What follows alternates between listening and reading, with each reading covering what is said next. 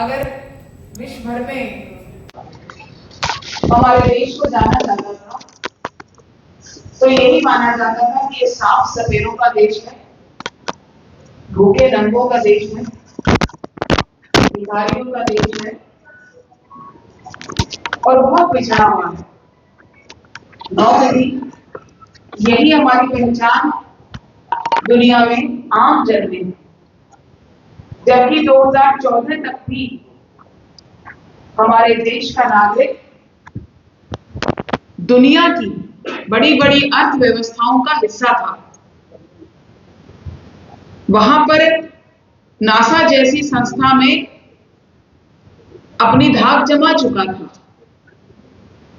लेकिन फिर भी जब किसी दूसरे देश के एयरपोर्ट पे हमारे देश का नागरिक उतरता था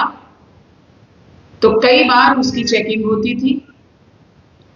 और ऐसा समझा जाता था कि एंट्री के समय इंडिया और कुछ देश ये अलग मायने रखते हैं। लेकिन आज जब हम अपने देश से किसी दूसरे देश में जाते हैं तो जो पहचान हमें मिली है कि जब किसी को मालूम होता है कि ये भारतीय हैं, ये इंडिया से आए हैं, ये इंडियन है, तो जिस तरह का सम्मान हमें मिल रहा है, मैं समझती हूं कि जब हम ये कहते हैं कि हमारा देश विश्व गुरु था तो उसका अर्थ यही है कि हमारे देश के नागरिकों का, हमारा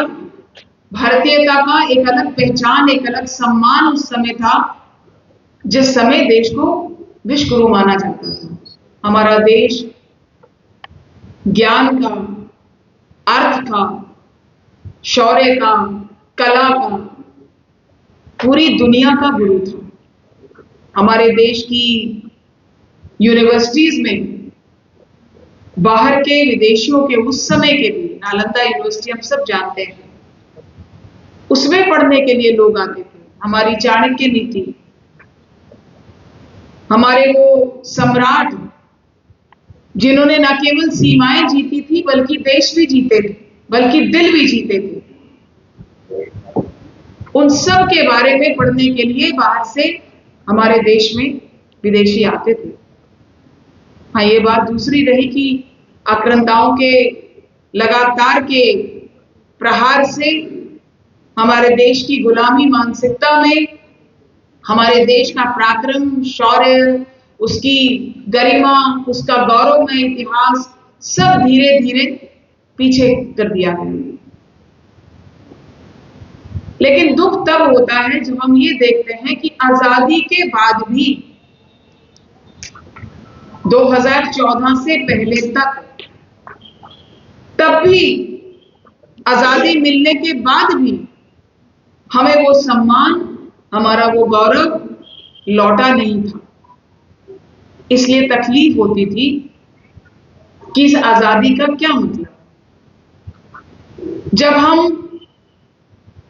हर बार कहीं भी जाएंगे तो हम यही परिचय देंगे कि हम अंडर डेवलप्ड कंट्री हैं। जब हम यही कहते रह जाएंगे कि हम विकासशील हैं, हम विकसित कब होंगे। लेकिन आज जब एक विकसित भारत का विजन, एक 2047 का विजन वो हमारे सामने है, उसका रोड मैप हमारे सामने है और उस रोड मैप पर चलते हुए पिछले 11 वर्ष से आदरणीय प्रधानमंत्री जी के नेतृत्व में देश की सरकार नए आयाम छू रही है, तो तब महसूस होता है कि हाँ, अब वो काल है जब यहां से एक नए भारत की शुरुआत हो रही है। कभी तो पिछले समय में ऐसा हो गया था कि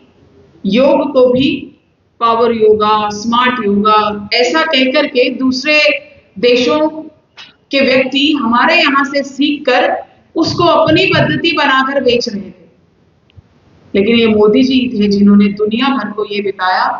कि योग जो एक जीवन जीने की कला है वो भारत का मूल सिद्धांत है, वो भारत की कला है। और इसीलिए आज जब इंटरनेशनल डे योगा का हो गया और पूरी दुनिया उस योग से स्वास्थ्य लाभ भी कर रही है, जीवन जीने की कला भी सीख रही है,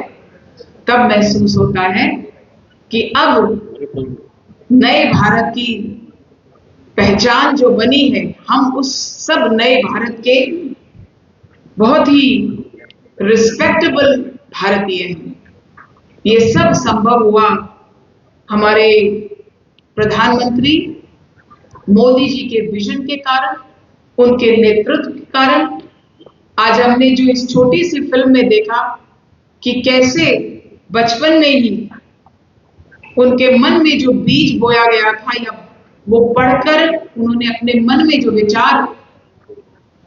बनाया कि सही जीना वही है जो दूसरों के लिए जिया जाए। इसीलिए एक लंबा सफर तय करते हुए